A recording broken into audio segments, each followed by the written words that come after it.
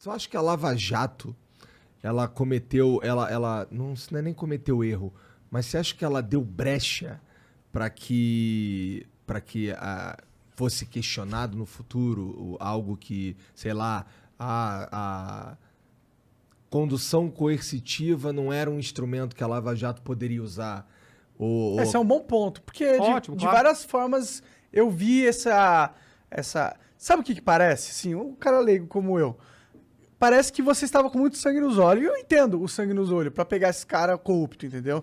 Só que talvez nesse sangue nos olhos vocês acabaram... Cometendo uns excessos? Tipo... Eu tô perguntando. Perguntando, exato. claro. Talvez o Igor mencionou da Condução coercitiva. Exato.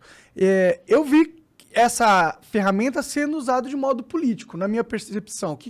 Como você vê? A Lava Jato, ela nunca ultrapassou a barreira da lei, mas a nossa interpretação da lei de Ministério Público.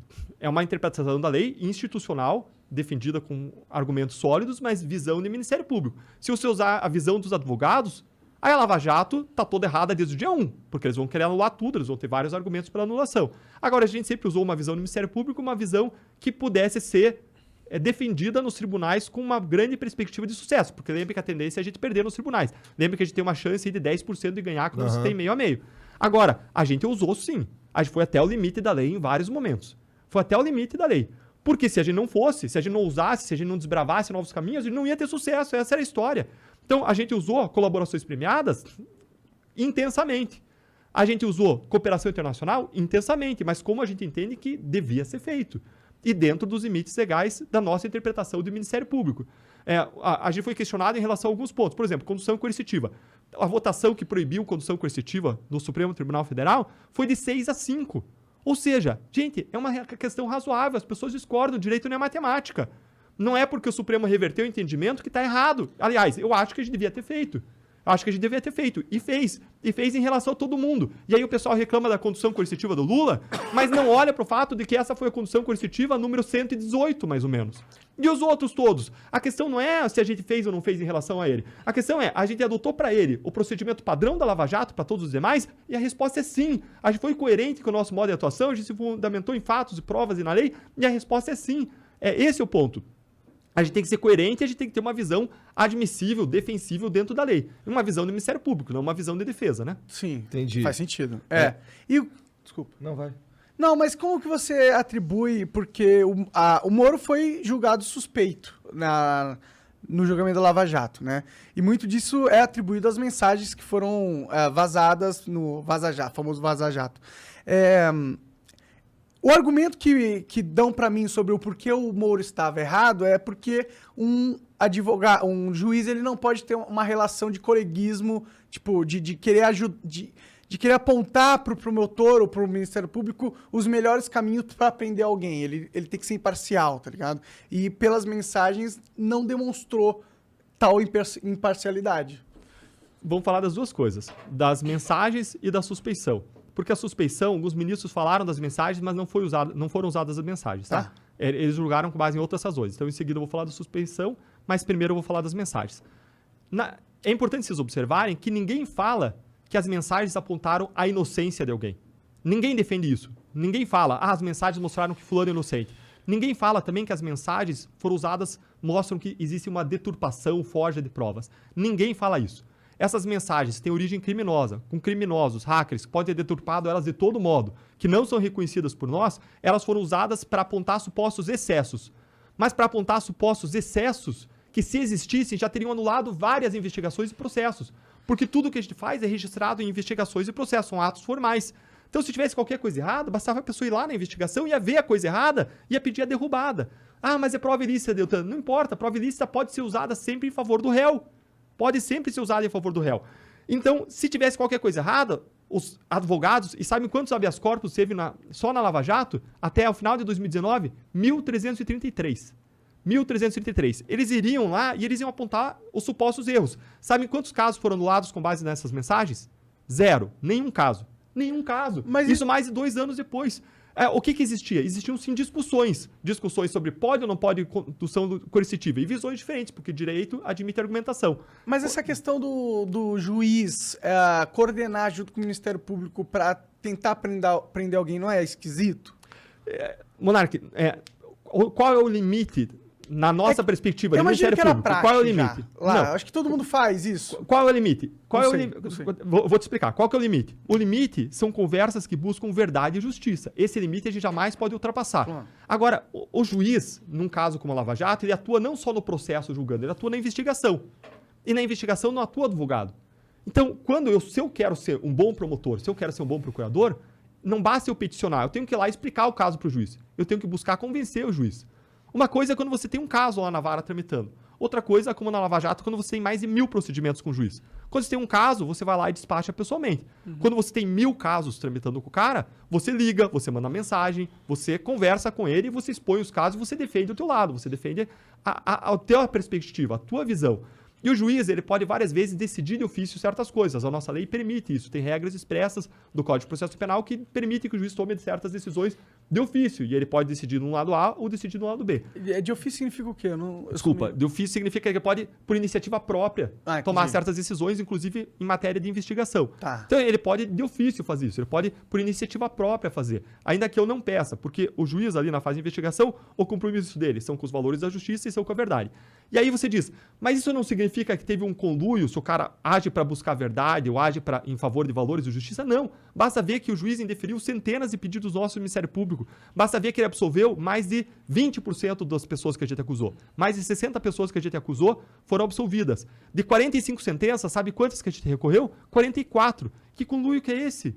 Que conluio que é esse que o cara absolve mais de 20%, que a gente recorre de 44, de 45 sentenças e mais? A maior garantia da independência e da atuação imparcial do juiz é a fundamentação de cada decisão em fatos, provas e na lei, e ele usar uma interpretação uniforme da lei nos diferentes casos em que ele atua. E isso aconteceu na Lava Jato? Sim, ninguém nunca apontou incoerência. Agora vamos para o caso da suspeição. O que alegaram no caso da suspeição? Invocaram algumas decisões para dizer que o juiz era suspeito. Que decisões? A condução coercitiva do Lula. Mas espera aí, gente. A condução coercitiva aconteceu não para o caso do Lula, aconteceu para 117 antes. Foi uniforme, então não é o caso do Lula, é todos, então. Talvez eles pudessem argumentar que, pelo status do Lula ser um cara famoso, ex-presidente, não sei o quê, ele tinha... Um espetáculo midiático. Ele tipo... É um outro peso. Eu concordo, na verdade eu concordo com esse argumento. Você tomar uma decisão de fazer um movimento coercitivo do Lula, ok que você fez tudo, mas com o Lula tem um peso político. Isso existe.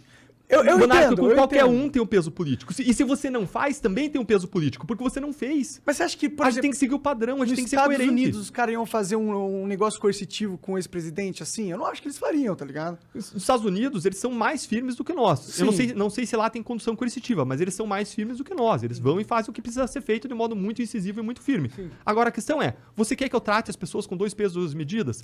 A gente quer criar uma caça de aristocratas e pessoas que estão acima da lei? Não. Esse cara é muito importante pra gente fazer a condução coercitiva. A nossa posição foi uniforme. Fez para 1, fez para 2, entendeu? Eu entendo. Fez para 3. Mas essa foi a nossa posição. Aqui argumente que não era necessário, entendeu? Tipo, que ele não iria sumir do planeta, mas Lula, tá ligado? Mas a condução coercitiva não é para você prender a pessoa para ela não fugir. A condução coercitiva é para você levar as pessoas para ela prestar esclarecimentos naquele momento das buscas e pressões, para evitar que ela ajuste versões, para evitar que naquele momento ela faça algum ato que turbe provas. Então, ela tinha uma razão específica, a gente aplicou isso em relação a todo mundo que era investigado e em relação ao qual existiam provas mais consistentes. E era uma medida menos grave do que a prisão. Se você quer que a pessoa não turbe provas, você pode pedir uma prisão temporária. Mas se você pede uma condução coercitiva, ela é menos gravosa e ela atinge objetivos semelhantes. E vocês fizeram no aeroporto e tal. Cara, isso eu ia falar. Foi feito no aeroporto por quê? Pra ser mais discreto, pra não levar o cara pra delegacia. Sim. Pra levar pra um lugar mais protegido, um lugar mais discreto. Como é que isso foi parar na mídia? Porque eu acho que foi isso que fudeu, né? Eles vazaram, porra. Acho que o Lula não ia vazar para os jornalistas. Existe um interesse partidário ali. Vou te levar tal dia, é assim que funciona? Não, você chega lá pra fazer a busca e apreensão e você convida a pessoa pra ir. Se a pessoa não vai, você conduz coercitivamente. Nesses casos, em geral, as pessoas decidem ir.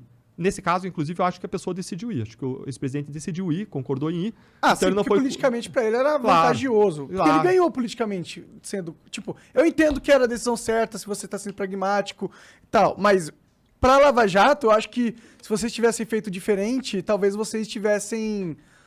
Monarca, é mas custoso, também, claro que é a gente tá no custoso. IC ali também, Tem né? gente que vem e me Difícil. fala assim, o erro de vocês foi ter ido além do PT.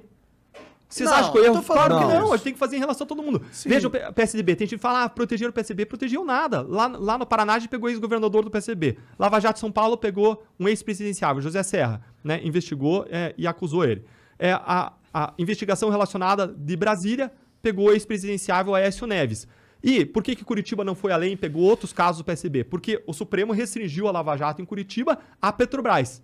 E Petrobras, as indicações foram feitas por PP, PT e PMDB. Por isso que ela se concentrou mais nisso. Entendi. Mas a Lava Jato em Curitiba tinha jurisdição também sobre o território do Paraná, então pegou um ex-governador do PSDB. E há várias empreiteiras que colaboraram, apontaram várias pessoas do PSDB. Agora, essas investigações foram espalhadas pelo Supremo para o país. E aí o pessoal fica olhando se a gente fez ou não condução coercitiva, em vez de reclamar de todos os outros lugares que não aconteceu em nada. Ah, que não claro. deu em nada. Sim. O Supremo que não deu em nada até agora. Tem 2 réus condenados e um morreu. Sim. Então, você tem todos os outros estados que receberam investigações da Lava Jato e não deu certo por quê? Má vontade? Não, porque o ambiente é árido. Você planta semente e ela é seca, ela morre com o sol, não tem chuva, não tem água. O ambiente é árido para desenvolvimento de investigações anticorrupção. A Lava Jato é uma árvore frondosa no deserto, que conseguiu criar um clima para se desenvolver, mas isso é exceção, não é a regra. Com certeza. Eu acho que a Lava Jato pode ter tido vários problemas, mas o maior problema foi ela ter acabado. Eu concordo. Esse foi o maior problema. Concordo. Ela tem que ser uma política de Estado, casos como o Lava Jato. Sim. E aí, como é que foi decidida a suspeição do Moro? Com base na condução coercitiva, com base no fato de que foi divulgado aquele áudio entre ele e a ex-presidente Dilma. Agora, de novo, foi o padrão da Lava Jato? Você pode até questionar nosso padrão. Mas o padrão da Lava Jato era, uma vez encerradas as medidas que precisavam ficar em sigilo, você cumpriu a busca e apreensão, você dá publicidade para aquilo. Até para você submeter o escrutínio. Não teve caso mais público do que a Lava Jato. Veja agora, Gilmar Mendes suspendeu o caso envolvendo Arthur Lira, ação de improbidade. Está sob sigilo. Gente, qual que é a razão para estar sob sigilo? Não é coisa da vida privada. É investigação de desvio de dinheiro, de corrupção, o que for, é improbidade administrativa. Isso tem que ser público. Eu quero saber. Eu quero poder debater publicamente. Deve ou não deve ficar em sigilo? A Lava Jato sempre fez e submeteu o escrutínio, deixou público. E o padrão foi a publicidade. E se aquele diálogo foi deixado público, é porque sempre que você encerrava uma medida, se tornava pública. Então, você pode questionar o nosso padrão, mas você não pode dizer que a gente agiu de modo incoerente ou que a gente isolou alguém ou deu um tratamento diferenciado. Não, com certeza eu não digo isso. Eu só acho que, se eu pudesse ser crítico aqui, sem querer ser chato, mas é que, tipo, eu acho que vocês tomaram uma posição política que fudeu vocês, tá ligado? Por exemplo, aquela questão de soltar umas ligações da Dilma com o Lula e tal. Tipo, essas coisas...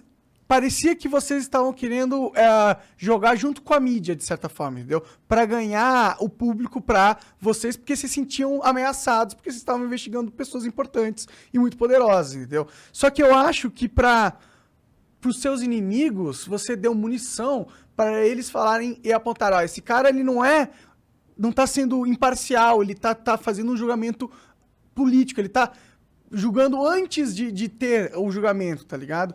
E quando essas decisões de vazar essa ligação, talvez um negócio... Vazar não, da publicidade. Da publicidade. Da publicidade, essas coisas, eu percebo que são movimentos políticos. E eu acho que pra quem já não era muito com a cara de vocês, entendeu? Ajuda eles a fomentar uma mentalidade contra. Monarca, acho que você está confundindo duas coisas. Uma coisa é o movimento ter motivação política e outra coisa é ele ter efeitos políticos. Tudo que a gente faz em relação ao político tem efeitos políticos, porque vai ser usado pelo adversário. E aí que tá, se você não faz, você também está tomando uma decisão que tem efeitos políticos. Então, quando a gente está diante da decisão de fazer ou não fazer, digamos que você tem uma busca e apreensão madura para você fazer em relação a um candidato antes das eleições. Se você faz, vai ter efeitos políticos. Mas, meu amigo, se você não faz, também vai ter efeitos políticos. Qual é a decisão certa? É fazer, é seguir o padrão, é ser coerente. A nossa decisão foi o quê? Vamos ser coerente e vamos agir como a gente age em relação a todo mundo. E aí ninguém vai nos cobrar por incoerência, ninguém vai dizer que a gente está beneficiando ou prejudicando, porque se você faz, de novo, você, entre aspas, prejudica, e se você não faz, entre aspas, você beneficia. Mas a questão é você aplicar a lei de modo igual a como você aplicou em relação a todo mundo. Então, você tem que distinguir efeitos políticos e motivação política. Nossa motivação sempre foi legal, jurídica, embasada nos fatos, nas provas e na lei. Agora, os efeitos políticos sempre tem. E tudo que a gente produz nesse ambiente intoxicado da política é usado como se fosse uma pedra por um adversário para atirar no outro, politicamente. Agora, a gente não é responsável pelos efeitos políticos. E você tocou num segundo ponto bem importante, só para completar. Um segundo ponto bem importante. Vocês, várias vezes vocês buscaram o apoio da opinião pública. A gente buscou sim, porque se a gente não tivesse buscado, meu amigo, não tinha existido o Lava Jato, tinha parado lá no ano 1.